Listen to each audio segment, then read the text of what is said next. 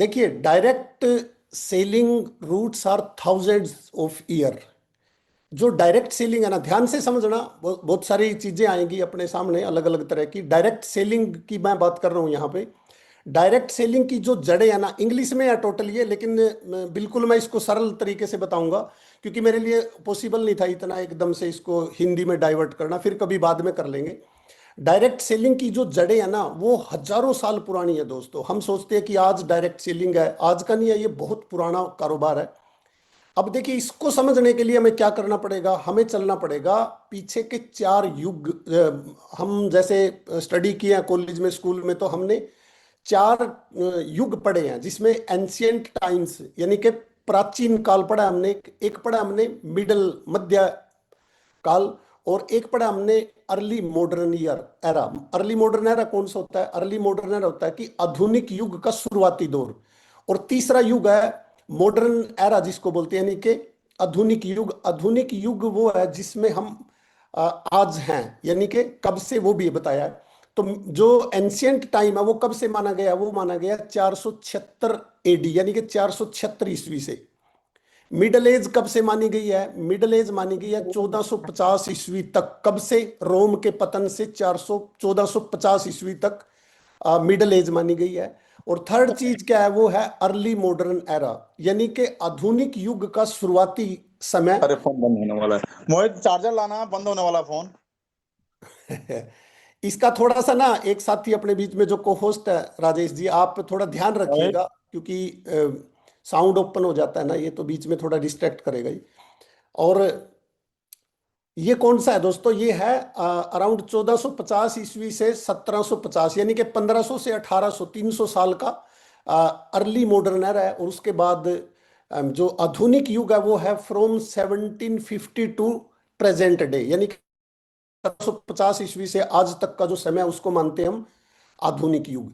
देखिए, अब इन युग का इसके साथ में क्या कनेक्शन है डायरेक्ट सेलिंग के साथ में, वो अपने को समझना है। इसीलिए क्या है कि डायरेक्ट सेलिंग की जड़ें हजारों साल पुरानी है। तो कैसे है दोस्तों?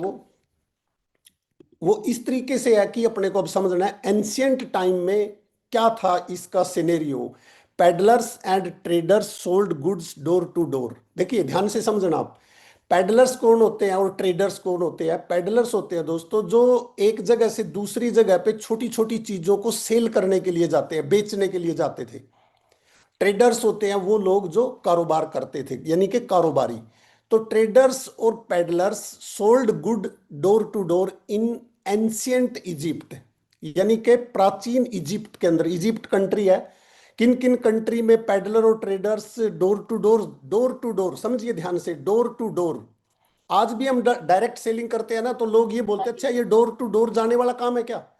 तो आप समझ लें कि ये कब से चला हुआ है डोर टू डोर। बहुत प्राचीन समय से है। तो एंशियंट टाइम के अंदर इजिप्ट में, चाइना में, ग्रीस में, रोम में, even in India barter system था उस टाइम पे, यानी कि चीजों के बदले में चीजों का आदान प्रदान होना। लेकिन इन कंट्रीज के अंदर इसको हम सेल करते थे डोर टू डोर जाके। This was the earliest form of direct selling. देखिए, अब ये भी बहुत ध्यान से समझने की चीज है कि ये जो सिस्टम था, ये डायरेक्ट सेलिंग की शुरुआती शुरुआत थी, यानी कि बोल सकते हैं अर्लीस्ट फॉर्म था, उसका शुरुआती रूप था। No shop, just person to person selling होती थी। कोई दुकान नहीं होती थी। सिर्फ क्या होता था, कोई भी व्यक्ति पेडलर प्रोडक्ट को कहीं से खरीदता था किसी ट्रेडर से, और क्या करता था, वो सिर्फ उसको प्लेस टू प्लेस जाता था। तो ये था एंशियंट टाइम में। उसके बाद मिडल एज के अंदर क्या हुआ? मिडल एज के अंदर ट्रेवलिंग मर्चेंट सोल्ड, बेचते थे। कौन? Travelling merchant. देखिए, अब यहां पे भी ध्यान से समझने की जरूरत है, थोड़ा बदलाव आ गया है यहां पे। ट्रेवलिंग मर्चेंट्स यानी कि घूमने वाले व्यापारी, एक जगह से दूसरी जगह, जगह का मीन्स छोटी जगह में नहीं, थोड़ा सा डिस्टेंस पे, जैसे डिस्ट्रिक्ट वाइज थोड़ा, क्योंकि ज्यादा कुछ ग्रोथ जब होता है, थोड़ा डेवलपमेंट होता है, तो कुछ चीजें आसान होती हैं। तो travelling merchant sold spices, clothes, tools and dry fruits, यानी कि इस तरह की चीजों को, मसालों को, कपड़ों को, टूल्स को, ड्राई फ्रूट्स को क्या करते थे? यानी कि travelling merchants door to door जाके बेचते थे। Again direct selling, contact with customer, no retail stores. कोई रिटेल स्टोर नहीं था। डायरेक्ट कनेक्ट किसके साथ होता था? कस्टमर के साथ डायरेक्ट कनेक्ट होता था।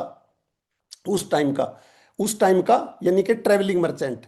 इन इंडिया बार्टर सिस्टम किस रूप में था? हाट लगते थे दोस्तों, अर्बन बाजार हो गए थे, और उसके बाद स्टेट रन कारखाना एस्टेब्लिश हो गए थे उस टाइम पे। कब? मिडल एज के अंदर, भारत की बात है ये। उसके बाद अर्ली मॉडर्न एरा यानी कि आधुनिक युग का शुरुआती जो दौर था, उसमें क्या हो गया था? Trading and marketing system become more advance, ज्यादा आधुनिक हो गया था। But in rural areas barter system still working in India. हमारे देश में इस मॉडर्न एरा के शुरुआती दौर में भी बार्टर सिस्टम काम करता था। In this era direct selling existed informally, यानी कि अनौपचारिक रूप से डायरेक्ट सेलिंग एग्जिस्ट थी। उसका अस्तित्व जो था ना, वो अनौपचारिक था, औपचारिक नहीं था। तो ये डायरेक्ट सेलिंग का 4 युग के अंदर बताया गया है। अब उसके बाद हम क्या समझते हैं? उसके बाद समझते हैं modern direct selling. Officially beginning कब से है इसकी? यानी कि जो आधुनिक डायरेक्ट सेलिंग, देखिए मैं अभी बात किसकी कर रहा हूं? डायरेक्ट सेलिंग की कर रहा हूं। तो आधुनिक डायरेक्ट सेलिंग की ऑफिशियल बिगिनिंग कब थी, ये समझते हैं। Modern direct selling industry started in the 19th century, यानी कि 19वीं सदी के अंदर आधुनिक डायरेक्ट सेलिंग की शुरुआत हो चुकी थी। कब? 1886 के अंदर यूनाइटेड स्टेट्स यानी कि अमेरिका के अंदर कैलिफोर्निया परफ्यूम नाम की एक कंपनी वाज फाउंडेड। यानी कि कैलिफोर्निया परफ्यूम नाम की एक कंपनी का पता चला, जो बाद में किस नाम से आई? एवोन, जो आज भी एक मल्टी लेवल मार्केटिंग कंपनी के तौर पे काम करती है, Avon. This is widely considered the birth of modern direct selling. जो आज डायरेक्ट सेलिंग है, there is much difference between direct selling and multi level marketing. यानी कि डायरेक्ट सेलिंग में और मल्टी लेवल मार्केटिंग या नेटवर्क मार्केटिंग के अंदर अंतर है दोस्तों। तो वो अंतर अपने को यहां से समझ में आएगा इस एवोन कंपनी से, है ना। ये सबसे पहली कंपनी थी जो बाद में किस में कन्वर्ट हुई? एवोन के नाम से कन्वर्ट हुई, लेकिन कैलिफोर्निया परफ्यूम नाम से थी ये यूनाइटेड स्टेट्स के अंदर 1886 के अंदर। उसके बाद 1898 के अंदर J.R. वाटकिंसन कंपनी, एक दूसरी कंपनी है, क्या नाम है? J.R. वाटकिंस। ये company started door to door selling. इस कंपनी ने, देखिए अभी तक हमने क्या बात की थी? ट्रेडर और पेडलर डोर टू डोर जाके सामान बेचते थे, लेकिन अभी कहां पे? 1898 में companies direct door to door supply product की करवाने लग गई थी।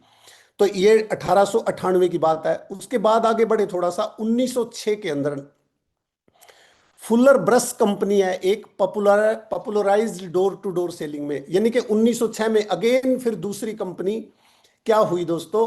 वो पॉपुलर हुई किस चीज में? डोर टू डोर सेलिंग के लिए पॉपुलर हुई। ये 3 कंपनियां अपने सामने है जो डायरेक्ट सेलिंग है। इनमें याद रखना भी अपने को क्या है कि एवोन कंपनी, यानी कि कैलिफोर्निया परफ्यूम नाम की कंपनी एवोन, एवोन के नाम से अब भी है। उसके बाद this model later evolved into MLM and network marketing. ये जो मॉडल है यानी कि कारोबार करने के, ये मॉडल बाद में जाके क्या विकसित हुए? एमएलएम और नेटवर्क मार्केटिंग के तौर पे। अभी हम जो कर रहे हैं ना, आरसीएम क्या है? आरसीएम डायरेक्ट सेलिंग नहीं है दोस्तों, आरसीएम मल्टी लेवल मार्केटिंग है, नेटवर्क मार्केटिंग है। तो इसलिए हमें डिफरेंस को समझना है। तो आगे डिफरेंस अपने को समझ में आएगा। What is direct selling? अब देखिए यहां पे अपने को बहुत अच्छे से समझना है इस चीज को कि डायरेक्ट सेलिंग क्या होता है और व्हाट इज एमएलएम, यानी कि multi level marketing, network marketing जिसको बोलते हैं, वो क्या होता है। तो what is direct selling? Direct selling क्या है? Selling product directly to customer, यानी कि प्रोडक्ट को सीधा ग्राहक को बेचना, है ना। ये क्या कहलाता है? ये कहलाता है direct selling. Product sold either consumer और कंपनी, यानी कि मतलब किसी भी व्यक्ति के द्वारा या किसी कंपनी के द्वारा डायरेक्ट पहुंचाया जाए, इसको बोलते हैं डायरेक्ट सेल करना। लेकिन एमएलएम में क्या होता है? एमएलएम में ठीक अलग होता है इससे। वो क्या होता है? Selling and using products and building a network of sellers and users. यानी कि वहां पे हम खाली प्रोडक्ट को बेचते हैं, एक व्यक्ति प्रोडक्ट को बेचता है। अंतर समझ में आएगा आगे कुछ चीजों, कुछ इसकी जो स्लाइड्स आएंगी उनमें अपने को। Selling and using product and building a network, यानी कि team banana. Network banana means team banana of sellers and user. अब थोड़ा सा समझते हैं। सेलिंग एंड यूजिंग प्रोडक्ट, यानी कि प्रोडक्ट को बेचना और इस्तेमाल करना। प्रोडक्ट को बेचना भी है, इस्तेमाल भी करना, कोई भी कर सकते हैं, दो भी कर सकते हैं, एक भी कर सकते हैं, एक छोड़ सकते हैं, दूसरा भी कर सकते हैं। यानी कि सेलिंग करना चाहे तो सेलिंग कर सकते हैं, यूजिंग करना चाहे खाली तो यूजर बन सकते हैं किसका, प्रोडक्ट का। एंड बिल्डिंग ए नेटवर्क, और इसके साथ में देखिए यूज और सेल करने के साथ साथ एक नेटवर्क बिल्ड करना होता है इसमें हमें, किसका, सेलर का और यूजर का। तो हम सेलर का भी नेटवर्क बना सकते हैं, यूजर का भी नेटवर्क बना सकते हैं। यानी कि डायरेक्ट सेलिंग के अंदर हम खाली प्रोडक्ट को बेचते हैं, लेकिन नेटवर्क मार्केटिंग या एमएलएम के अंदर हम क्या करते हैं, हम प्रोडक्ट को सेल करने के साथ साथ सेलर और यूजर का एक नेटवर्क बिल्ड करते हैं।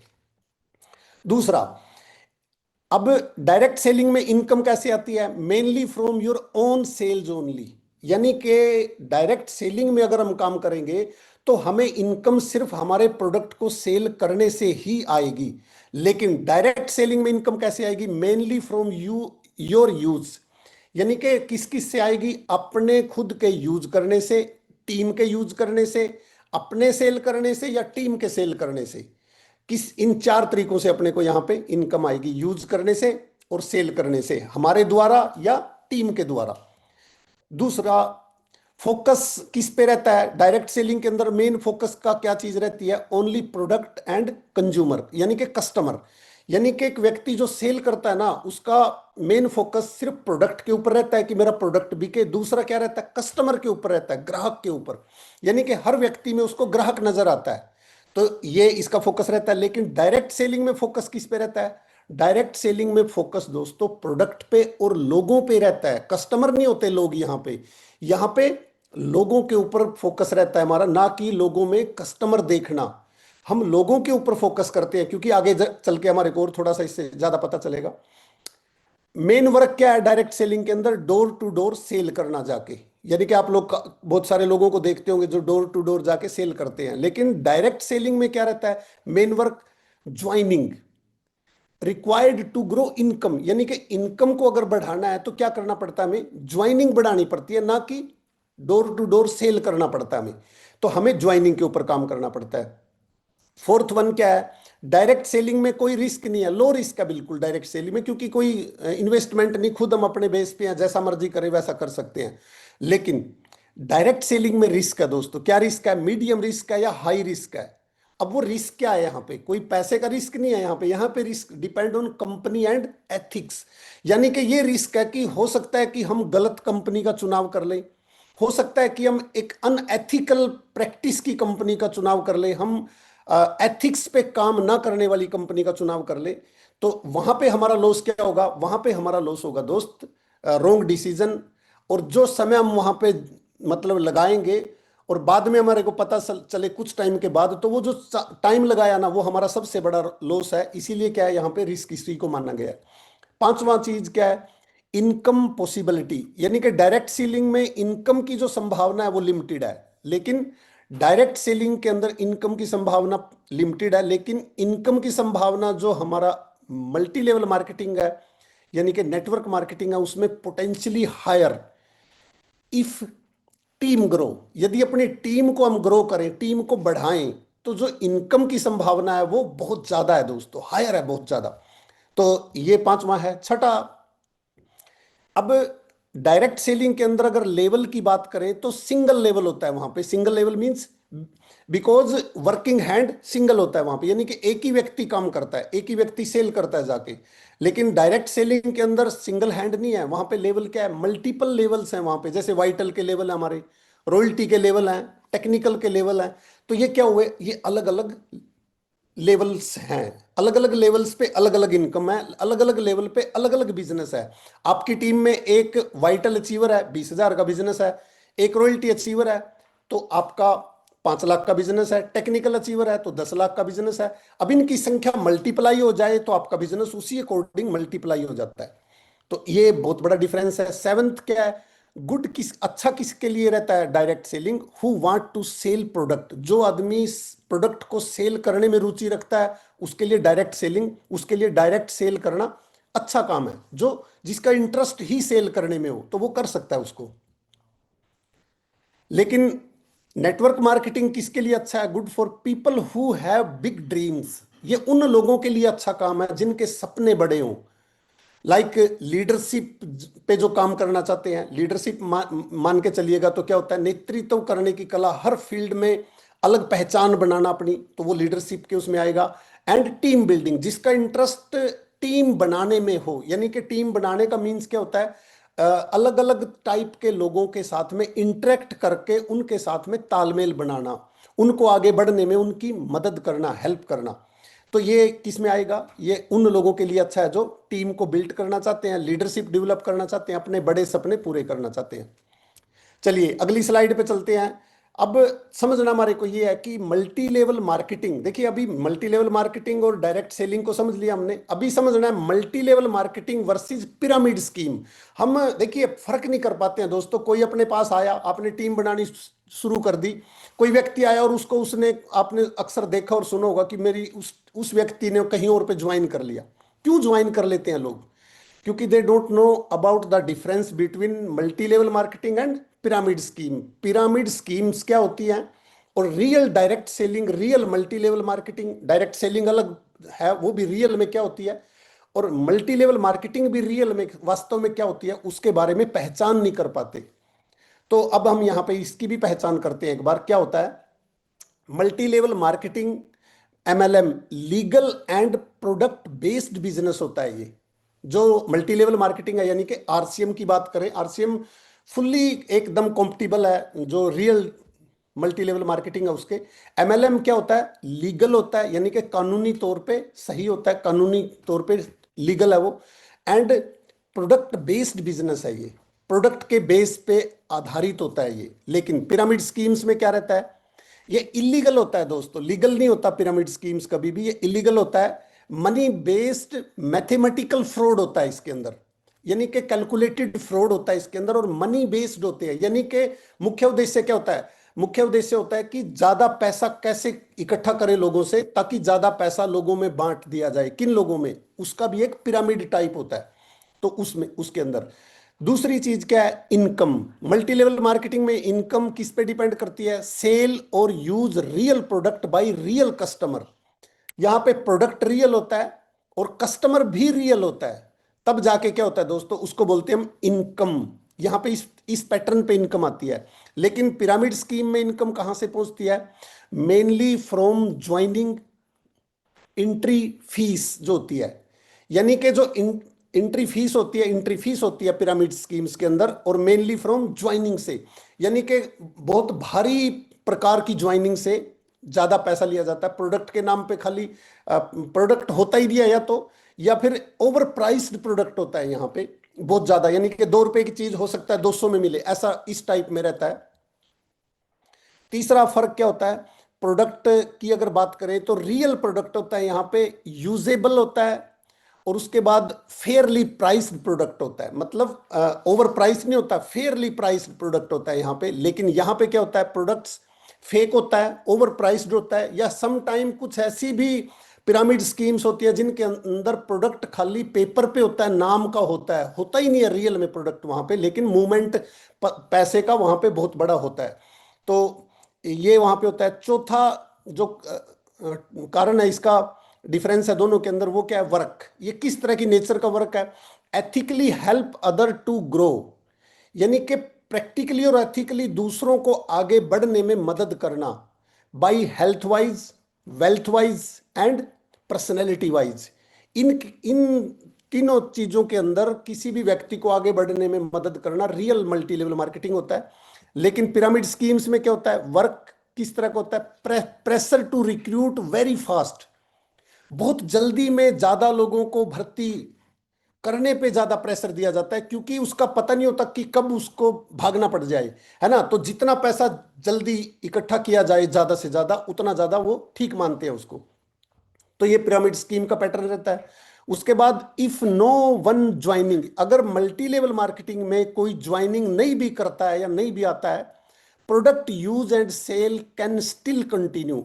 आपने थोड़ा काम किया, किसी लेवल के ऊपर आ गए और हम आगे ज्वाइनिंग नहीं करवा पा रहे हैं। देखिए जैसे सिक्योरिटी की बात करते हैं, एक व्यक्ति किसी लेवल पे गया और वो बाई चांस दुनिया में नहीं रहा, उसके बाद क्या होता है? उसके बाद अगर नई ज्वाइनिंग नहीं आ पा रही है, वो नहीं कर पा रहा है, तो दोस्तों क्या पैसा कहां से आएगा? जो लोग जुड़े हुए हैं they still continue shopping, product को वो कंटिन्यू यूज करते हैं। क्यों? क्योंकि उस टाइप का प्रोडक्ट है, प्रोडक्ट रियल है और खरीदने वाला भी रियल में एग्जिस्ट करता है। तो इसलिए ये बहुत बड़ा डिफरेंस आ जाएगा। लेकिन पिरामिड स्कीम्स में क्या रहता है? ये ज्वाइनिंग स्टॉप, अगर ज्वाइनिंग रुक जाती है तो इनकम स्टॉप हो गई, इनकम रुक जाएगी क्योंकि कुछ उस तरह की चीज तो है नहीं है वहां पे। सिक्स्थ वन क्या है? ज्वाइनिंग फी, लो और नो, यानी कि multi level marketing joining fees या तो बहुत कम होती है या बिल्कुल ही नहीं होती है। जैसे अभी हम आरसीएम की बात करें तो ज्वाइनिंग फीस 0 है यहाँ पे, है ना? तो कुछ इस तरह का रहता है। लेकिन इसके अंदर क्या रहता है? पिरामिड स्कीम में ज्वाइनिंग फी हाई और मैंडेटरी होती है। सम टाइम भाई आपको इतना तो ये तो करना ही करना पड़ेगा आपको, वो जरूरी हो जाता है, हाई होती है बहुत ज्यादा ज्वाइनिंग फीस यहाँ पे। तो ये हमने पिरामिड स्कीम और मल्टी लेवल मार्केटिंग की बात करी। अब बात करते हैं दोस्तों बर्थ ऑफ मॉडर्न एमएलएम। जो आज का आधुनिक मल्टी लेवल मार्केटिंग का कारोबार है, ये कब से एग्जिस्टेंस के अंदर है?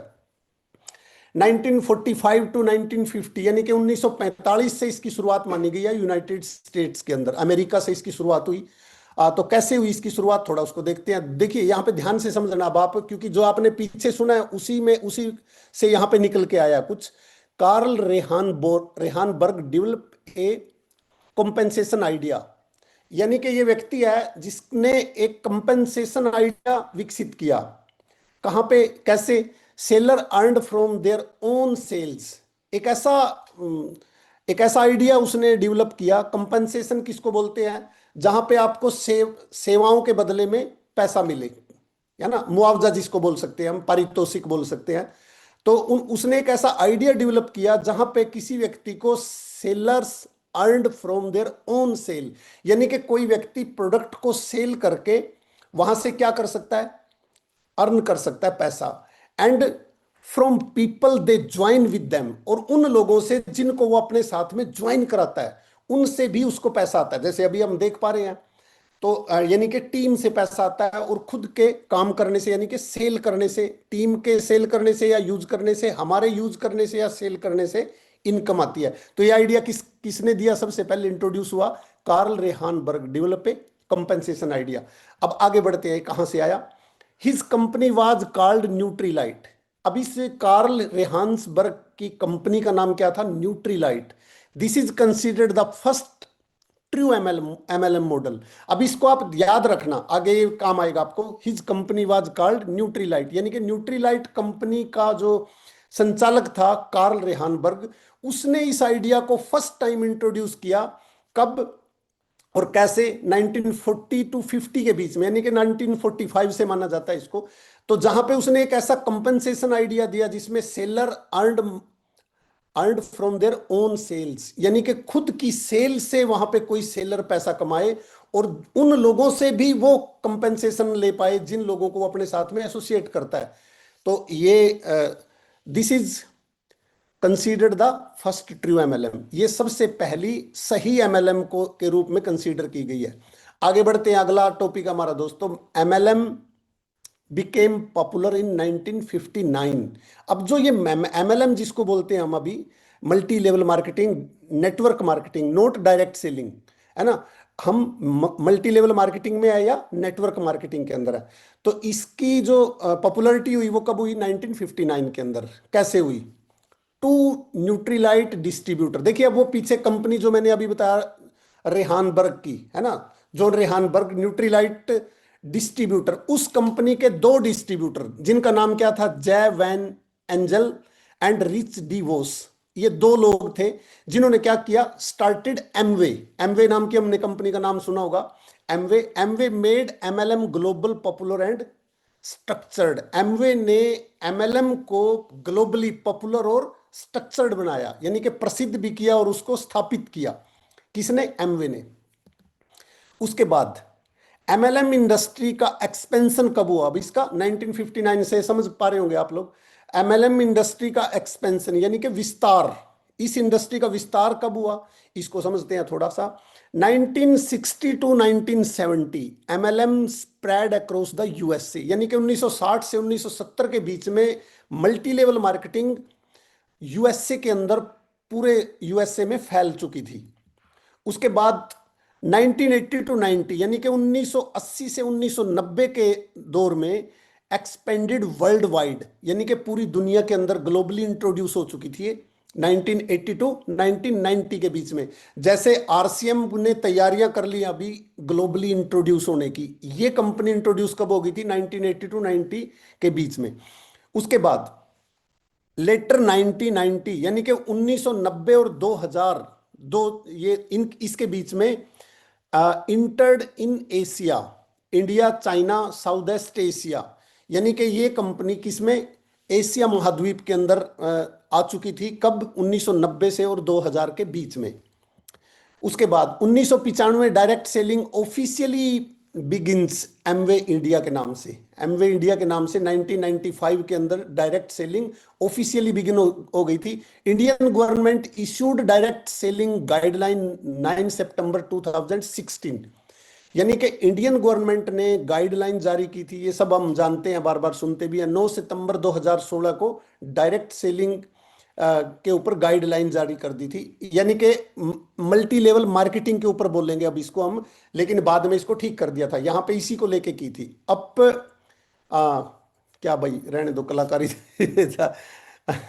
चलिए, अपडेटेड कंज्यूमर प्रोटेक्शन जो रूल्स आए हमारे, वो आए 28 दिसंबर 2021 को। किसको लेके? नेटवर्क मार्केटिंग को लेके। 2022 के अंदर स्ट्रॉन्ग लीगल फ्रेमवर्क इंट्रोड्यूस्ड हुआ इसका हमारे देश के अंदर। और now in our education system, ये आप सभी देख पा रहे हैं कि आज ये हमारे एजुकेशन सिस्टम के अंदर लागू हो चुकी है। तो ये दोस्तों एक इसका शॉर्ट मैं बोल सकता हूं, जिसको हमने इसको समझा है। अभी हो सकता है कि एक बार में नहीं समझा हो, दोबारा फिर अपन देखना पड़ेगा, लेकिन अभी चलते हैं, थोड़ा सा और आगे बढ़ते हैं। आरसीएम क्या है अब, ये भी अपने लिए जानना जरूरी है। RCM was working since 1977 in textile industry as Fashion Suitings Private Limited. एक कंपनी थी अपने भिलवाड़ा राजस्थान से, फैशन शूटिंग्स प्राइवेट लिमिटेड के नाम से। वो 1977 से कपड़े का काम करती थी, यानी कि टेक्सटाइल इंडस्ट्री में काम कर रही थी। और उसी ने क्या किया, सिंस 2000 इन एमएलएम और नेटवर्क मार्केटिंग, यानी कि 2000 के अंदर उस कंपनी ने नेटवर्क मार्केटिंग के अंदर कदम रखा, मल्टी लेवल मार्केटिंग के अंदर कदम रखा, और तब से कंटिन्यू आज 25 साल हो चुके हैं काम कर रही है। नाउ इन एमएलएम कंपनी किस नाम से हमारी? वो है RCM consumer products private limited के नाम से कंपनी एस्टेब्लिश है। और जैसा मैंने अभी बताया आपको कि ये ग्लोबली इंट्रोड्यूस होने जा रही है बहुत कम टाइम, अगले कुछ सालों, कुछ महीने या साल के अंदर, समझ सकते हैं हम इसको। अब आगे बढ़ते हैं दोस्तों। अब बात समझते हैं हम कि हमारा प्लेटफॉर्म क्या है, हमारा सिस्टम क्या है, हमारा तरीका क्या है। वो है डायरेक्ट सेलिंग की बजाय अब हमें बात करनी किसकी है? नेटवर्क मार्केटिंग और एमएलएम की, मल्टी लेवल मार्केटिंग की। क्योंकि बहुस्तरीय प्रणाली है हमारी, एक लेवल नहीं होते हैं इसके, कई लेवल्स होते हैं। तो क्या होता है, देखिए, अब वो प्लान जो हम अक्सर देखते हैं और दिखाते हैं कि कंपनी क्या करती है, प्रोडक्ट बनाती है। कोई भी कंपनी वो प्रोडक्ट बनाएगी, किसके लिए बनाएगी? कस्टमर के लिए बनाएगी। कस्टमर कौन है? हम सभी लोग ग्राहक हैं। अब सबसे पहले क्या करवाती है कंपनी? विज्ञापन करवाएगी। प्रोडक्ट को बेचना है तो ये मॉडर्न युग है, आधुनिक समय है, टेक्नोलॉजी है। तो हम समझ सकते हैं इसको कि ज्यादा प्रोडक्ट बेचने के लिए लोगों को बताना जरूरी है उसके बारे में। तो कोई भी कंपनी पीछे नहीं है, तो विज्ञापन करवाती है। और उसके बाद उस प्रोडक्ट को आगे पहुंचाया जाता है किसके पास? C&F, कैरिंग और फॉरवर्डिंग एक एजेंट होता है, बड़ा डिस्ट्रीब्यूटर होता है, स्टेट लेवल का डिस्ट्रीब्यूटर। उसके पास पहुंचता है प्रोडक्ट, वहां से किसके पास गया? होलसेलर, थोक व्यापारी होता है आगे, ये बोल सकते हैं डिस्ट्रिक्ट लेवल के ऊपर। और उसके बाद जो दुकानदार होते हैं छोटे, है ना, छोटे दुकानदार, बड़े दुकानदार, यानी कि आउटलेट, कोई भी बड़ा भी हो सकता है छोटा भी, वहां तक प्रोडक्ट पहुंचता है। और वहां से ये ग्राहक क्या करता है? प्रोडक्ट को लेके आता है। तो इस प्रोसेस में क्या होता है? 100 रुपए का सामान इस ग्राहक को 200 रुपए का मिलता है, यानी कि डबल कीमत का प्रोडक्ट हो जाता है। जो प्रोडक्ट हम कितने का कंपनी बना रही है, तो वो लगभग उससे 2 गुना, 2.5 गुना, 3 गुना, कई गुना भी बढ़ जाती है कई प्रोडक्ट्स की कीमत। तो यानी कि डबल कीमत में प्रोडक्ट हो जाता है। और हमारा 50% पैसा कहाँ पे चला गया? इन बिचौलिए लोगों के पास चला जाता है। तो ये हमारा मॉडल है दोस्तों, जिस पैटर्न पे आज तक खरीदारी करते हैं लोग, है ना। अब ये डायरेक्ट सेलिंग भी नहीं है, ये मल्टी लेवल मार्केटिंग भी नहीं है, ये क्या है? ये एक नया तरीका इजाद हुआ है, इसको भी चलते हुए बहुत लंबा टाइम हो गया। तो इसके कारण क्या हो रहा है, इसमें ये प्रॉब्लम है कि कुछ लोग हैं जो मतलब बहुत ज्यादा पैसा बनाते हैं बीच के अंदर। बहुत कम लोग हैं लेकिन पैसा ज्यादा बनाते हैं वो, और पैसा देने वाले जो लोग हैं वो बहुत ज्यादा हैं। यानी कि 90% लोग बहुत ज्यादा पैसा, यानी कि किसी भी प्रोडक्ट की डबल कीमत पे करते हैं मात्र 10% लोगों को। तो इससे क्या होता है कि बहुत बड़ी अमाउंट बीच में जाती है, और यही लोग अक्सर बहुत ज्यादा अमीर बनते हैं। और इसी कारण से आज अमीर और गरीब के बीच का जो डिस्टेंस है ना वो बढ़ता जाने लग रहा है। तो ये हमारा सिस्टम था खरीदारी करने का पुराना। अभी बात करते हैं पुरानी व्यवस्था जो ये अभी हमने देखी है, इसके नुकसान क्या होते हैं अपने को। नंबर वन, अब ये चीजें ध्यान से समझो आप, इन्हीं चीजों को अपने को बार बार इधर उधर घुमाने की कुछ जरूरत नहीं है दोस्तों। जो लॉसेज हैं वो लॉस हैं, वही बताएं अपन, और ज्यादा उसमें घुसना नहीं है, कम में काम चलाना है। पक्का बिल नहीं मिलता है, जैसा कोई भी प्रोडक्ट खरीदते हैं पक्का बिल सब जानते हैं कि नहीं मिलता है, और पक्का बिल नहीं मिलने से टैक्स चोरी होता है। नकली और मिलावटी सामान मिलते हैं अपने को, वहां से संभावना बहुत ज्यादा बढ़ जाती है नकली और सामान मिलावटी मिलने की। उसके बाद क्या होता है, झूठे और भ्रामक प्रचार किए जाते हैं। यानी कि जो विज्ञापन होते हैं ना वो भ्रामक होते हैं और झूठे होते हैं। इसके ऊपर बहुत सारे हर दिन गवर्नमेंट की तरफ से भी आने लग रही हैं बहुत सारी चीजें कि ये इश्यूज हैं इनके ऊपर, मतलब मीडिया के अंदर भी बहुत ज्यादा बड़ा मैटर है ये। उसके बाद क्या है दोस्त, ग्राहक पैसा नहीं कमाता, जबकि सबसे महत्वपूर्ण ग्राहक होता है इस व्यवस्था में। तो ये 5 कमियां हैं, 5 नुकसान है इस पुरानी व्यवस्था के। लेकिन अभी बात करते हैं राइट कंसेप्ट मार्केटिंग क्या है। राइट कंसेप्ट क्या है दोस्तों, वो है आरसीएम कंपनी या प्रोडक्ट बना रही है, सिंपल फार्मूला है। किसके लिए बना रही है, पीयूसी पे पूछा दिया, किसके लिए बना रही है, डिस्ट्रीब्यूटर। यानी कि हम डिस्ट्रीब्यूटर हो जाते हैं यहां पे, ना कि हम ग्राहक है। ग्राहक हम पुरानी व्यवस्था में होते हैं, लेकिन यहां पे डिस्ट्रीब्यूटर किसमें, right concept marketing. Multi level marketing का एक रूप है ये रूप है मल्टी लेवल मार्केटिंग का, जिसमें प्रोडक्ट इस पैटर्न पे पहुंचता है।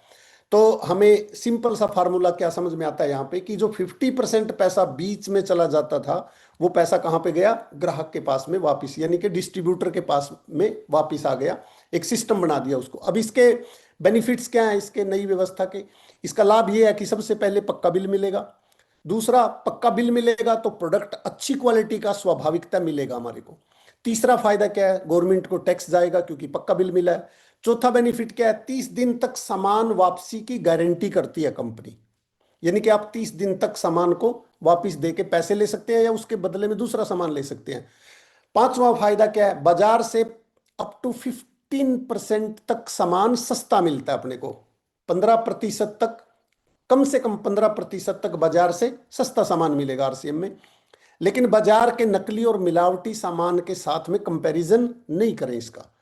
छठा बेनिफिट क्या है, सामान के एमआरपी पर फिर हमें 15% तक छूट मिलती है। यानी कि खुद के एमआरपी से भी 15% हमें पड़ता है आरसीएम का प्रोडक्ट। सातवां बेनिफिट क्या है, 6 माह लगातार खरीदने पर फ्री प्रोडक्ट मिलता है हमारे को। मिनिमम 12% तक, 12% तक का कम से कम हमें 6 माह खरीदने पर प्रोडक्ट फ्री मिलता है। उसके बाद आठवां फायदा है दोस्तों, अब जुड़ने के बाद हमें 2 से 22% तक खरीदारी करने के रूप में लाभ मिलता है। यानी कि हम खरीदारी करेंगे तो उसका लाभ अपने को 2 से 22% हमारे को लाभ मिलता है। किसका, जो भी हम खरीदारी करेंगे उसके परचेज वॉल्यूम का, जितनी उसकी वॉल्यूम बनेगा उसका 2 से 22%। परचेज वॉल्यूम का ही 8% तक रॉयल्टी के रूप में वापस पैसा बांटती है कंपनी, 5% टेक्निकल बोनस के रूप में, और 6% अपने खुद के टर्नओवर से, टोटल जो टर्नओवर बनता है कंपनी का उसका 6% तक पैसा वापस बांटती है। तो ये लाभ हमारे को इस नई व्यवस्था से खरीदारी करने के। और नई व्यवस्था से खरीदारी करते हैं हम तो क्या करते हैं, पहले ज्वाइन करते हैं इसको। तो अब आरसीएम क्यों करना चाहिए ये भी अपने को समझना जरूरी है। आरसीएम को क्यों करें हम या क्यों करना चाहिए। नंबर एक, बीमारी, आप सब जानते हैं बहुत अच्छे से कि बीमारियां बहुत तेजी के साथ बढ़ रही हैं हमारे देश के अंदर, बहुत तेजी से बीमारियां बढ़ रही हैं। बेरोजगारी, हम सभी जानते हैं कि बेरोजगारी यानी कि लोगों के पास पर्याप्त आय के अवसर नहीं है। बेरोजगारी मीन्स वो लोग जिनको नौकरी नहीं मिल पाती, रोजगार नहीं मिल पाता, तो वो क्या करते हैं दोस्त, कुछ ऐसे काम करते हैं जिन कामों के करने से वो पर्याप्त आय नहीं अर्जित कर पाते।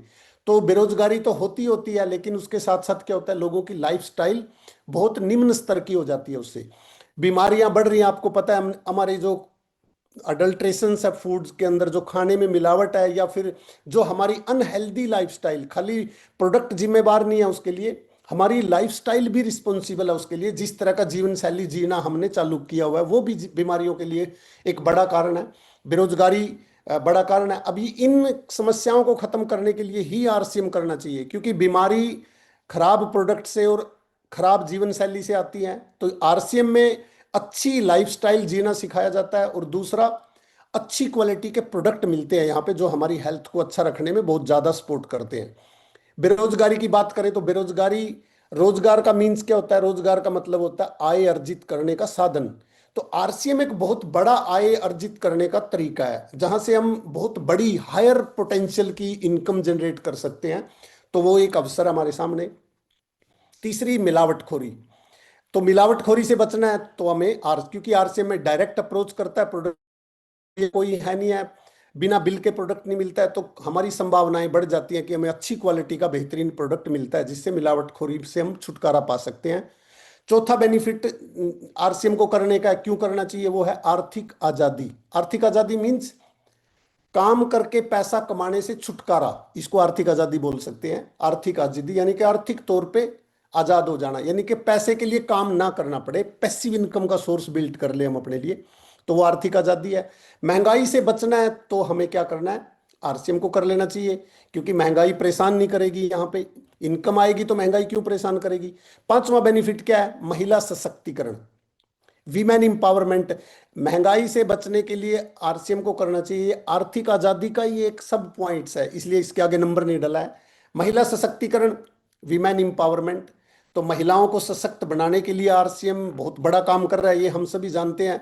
महिलाओं के लिए अलग अलग तरह के उनकी रुचि के प्रोडक्ट हैं यहाँ पे, बहुत सारे उनकी जरूरत के प्रोडक्ट है, स्पेशली फॉर वीमेन्स, है ना। और बाकी दूसरे जितने भी प्रोडक्ट हैं उनका भी महिलाओं के साथ बहुत नजदीक से, जैसे किचन के प्रोडक्ट हैं तो किचन में महिलाएं प्रोडक्टों को यूज करती हैं। तो इन सारी चीजों को समझ के इस्तेमाल में लेने से महिला भी अपने लिए एक बहुत बड़ा आय का स्रोत पैदा कर सकती हैं। वो भी अपने सपने पूरे कर सकती हैं, जो भी उनके ड्रीम्स हैं वो पूरे कर सकती हैं, बेहतरीन लाइफस्टाइल जी सकती हैं वो भी। और सबसे बड़ी बात क्या है? सेल्फ रिस्पेक्ट मिलती है यहाँ पे महिलाओं के लिए, बहुत बड़ी चीज है दोस्तों, बहुत बड़ा एक इसका बेनिफिट है, इसलिए करना चाहिए हमें। आचरण और संस्कारों के लिए, यानी कि वैल्यूज और एथिक्स के लिए हमें आरसीएम को जरूर करना चाहिए, क्योंकि आज हम देख पा रहे हैं कि जिस तरह से आज हमारा समय जो मॉडर्नाइजेशन की तरफ जाने लग रहा है ना, तो वहाँ कहीं ना कहीं वैल्यूज और एथिक्स की कमी होती जा रही है, छूट रहे हैं पीछे। तो उनको भी बहुत ज़्यादा तरीके से अच्छे से दोबारा से रिकलेक्ट कर रहा है आरसीएम यहाँ पे। तो इसलिए इन कारणों से आरसीएम करना चाहिए हमें। और उसके बाद आगे बढ़ते हैं थोड़ा सा। आरसीएम एक महान अवसर है ना, ग्रेट अपॉर्चुनिटी है। कैसे है ग्रेट अपॉर्चुनिटी? इसलिए है दोस्त कि कोई निवेश नहीं है यहाँ पे, कोई इन्वेस्टमेंट नहीं करना, कोई पैसा किसी को देना नहीं, किसी से लेना पैसा। दूसरा, एक महान अवसर किस लिए बनता है ये? क्योंकि कोई रिस्क नहीं है यहाँ पे, कोई जोखिम नहीं है यहाँ पे, कोई प्रॉब्लम नहीं फेस करनी पड़ेगी हमारे को। जैसे भाई इन्वेस्टमेंट करने के बाद एक प्रॉब्लम आती है व्यक्ति के सामने कि इन्वेस्टमेंट कर दिया और बाई चांस, है ना, पैसा डूब गया, तो क्या करेगा आदमी? रिस्क हो जाएगा उसके लिए। किसी दुकान या ऑफिस की कोई रिक्वायरमेंट नहीं है यहाँ पे इस काम को करने के लिए। कोई दुकान नहीं खोलनी, कोई ऑफिस नहीं लेना, कोई प्रेमिसेस आपको स्पेशली हायर नहीं करना या अपना नहीं बनाना है, ये घर से ही काम चल जाता है। चौथा फायदा क्या है? चौथा काम जो इसको अवसर बड़ा बनाता है, कोई दबाव नहीं है यहाँ पे, कोई प्रेशर नहीं है, फ्री होके काम कर सकते हैं, हमें टेंशन फ्री होके काम कर सकते हैं, कोई प्रेशर नहीं है यहाँ पे। पांचवा फायदा समय की आज़ादी है, यानी कि समय की आज़ादी मीन्स अगर काम करेंगे तो अपने लिए समय भी बना पाएंगे हम, और काम करने के लिए भी हम टाइम अपना जो भी हमारे पास में फ्री होता है उसका इस्तेमाल करके इसको बढ़ा सकते हैं। यानी कि कोई ड्यूटी नहीं है, कहने का मतलब ये है कि आपको 9 से 5 ड्यूटी करनी है, आपकी मर्जी है, आप इसको कब बढ़ाएं उसी के हिसाब से इसको हम बढ़ा सकते हैं। छठा बेनिफिट, छठा महान अवसर बनाता है, वो बनाता है अतिरिक्त समय में कर सकते हैं। यानी कि सोचिएगा कि हम पार्ट टाइम में किसी ऐसे काम को कर पाए जो काम हमारे मौजूदा काम पे बहुत ज्यादा बड़ा हो जाए, भारी हो जाए उसके ऊपर, तो इसलिए पार्ट टाइम में कर सकते हैं इस काम को। उसके बाद अगली पीढ़ी के लिए एक बहुत बड़ा अवसर है ये, यानी कि जो नेक्स्ट जनरेशन है हमारी, ये उनके लिए एक बहुत बड़ा अवसर है। नेक्स्ट जनरेशन के लिए, उनके लिए भी, जैसे हम आने वाली जनरेशन के लिए मकान, प्लॉट्स, एसेट्स, है ना, कुछ कुछ बना के दे के जाते हैं। अब नेक्स्ट जनरेशन कैसी हो सकती है? वो अगर खराब निकल जाए तो वो सबको चंपत लगा सकती है, लेकिन यहाँ पे क्या है? यहाँ पे एक नेटवर्क बिल्ट अगर कर दिया, कैसा भी कोई निकले आगे आने वाला, उसको दोस्तों क्या पता आपको, हर महीने उसके अकाउंट में पैसे आएंगे, जो मर्जी करे उसका, चाहे अच्छे पे यूज कर ले या बुरे में यूज कर ले, हर महीने उसको आते रहेंगे। इस तरह का प्रावधान यहाँ पे है। लेकिन आरसीएम के संस्कार आपने अभी पीछे स्लाइड में देखा है कि एथिक्स और वैल्यूज पे इस तरीके से काम करते हैं कि यहाँ पे ऐसी कोई प्रॉब्लम आती नहीं है। उसके बाद अगला महान अवसर बनाने पे काम करता है। पूरे भारत में काम करने का अवसर है। ये कोई ऐसा नहीं है कि हम एक लिमिटेड एरिया के अंदर काम करके हमारी हर चीज लिमिट में आएगी। यहाँ पे ये अनलिमिटेड स्कोप इसीलिए मिलता है यहाँ पे क्योंकि पूरे भारत में हम काम कर सकते हैं। कोई भी इंडिविजुअल अगर कहीं से भी शुरू करता है तो वो पूरे भारत में इसको लेके वर्क कर सकता है। उसके बाद नो 8 फायदे ये थे जो इसको एक ग्रेट अपॉर्चुनिटी बनाते हैं। अब ज्वाइन कैसे करना है इसमें, ये भी अपने को सीखना है, बताना है। ज्वाइन, नो ज्वाइनिंग फीस, कोई फीस नहीं देनी है यहाँ पे, एक्स्ट्रा कोई चार्ज नहीं करना होता हमें ज्वाइन करने के लिए आरसीएम को। मतलब ये टोटली फ्री है। क्या चाहिएगा, आईडी प्रूफ चाहिएगा, वो आधार कार्ड हो सकता है, आपका पासपोर्ट हो सकता है, आपका ड्राइविंग लाइसेंस होता है, राशन कार्ड हो सकता है, कोई भी आईडी प्रूफ जो आपकी आईडी को प्रूव करे वो प्रूफ चलेगा। दूसरी चीज एड्रेस प्रूफ, एड्रेस प्रूफ में भी सेम चीज चल जाएंगी। तो वो हमारे जिस पे आपका एड्रेस हो कि हम यहाँ के स्थायी निवासी हैं, वो प्रूफ करने वाला कोई भी डॉक्यूमेंट लगेगा। तीसरा चीज क्या चाहिए, बैंक डिटेल्स, आपका बैंक अकाउंट चाहिएगा उसके अंदर, जिसमें आपका इंसेंटिव ट्रांसफर होता है, पैसा प्रॉफिट जो भी बनता है वो हमारे बैंक अकाउंट में आएगा। चौथी चीज चाहिए पैन कार्ड। पैन नंबर बहुत जरूरी है आज, बैंक अकाउंट तक नहीं खुलता है पैन कार्ड के बिना, तो पैन नंबर यहाँ पे भी जरूरी है।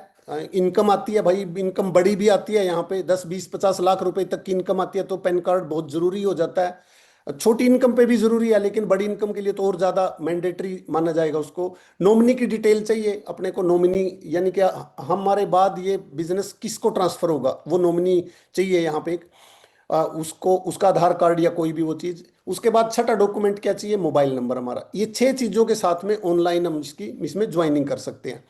अब ज्वाइनिंग कर लिया, सब कुछ हो गया, अब मेन मुद्दा क्या है दोस्तों, मेन मुद्दा इन प्रोडक्ट्स का। तो आरसीएम के अंदर सबसे इंपॉर्टेंट चीज जो है वो है इसका प्रोडक्ट। तो हमें इस प्रोडक्ट को समझना अच्छे से, और इसी के ऊपर यहाँ पे सब काम चलता है, प्रोडक्ट के ऊपर। तो ये यहाँ तक का प्लान था ये अपना। और अब मेन चीज ये है दोस्तों, ये एक पार्ट है इसका, ये किसके लिए है, ये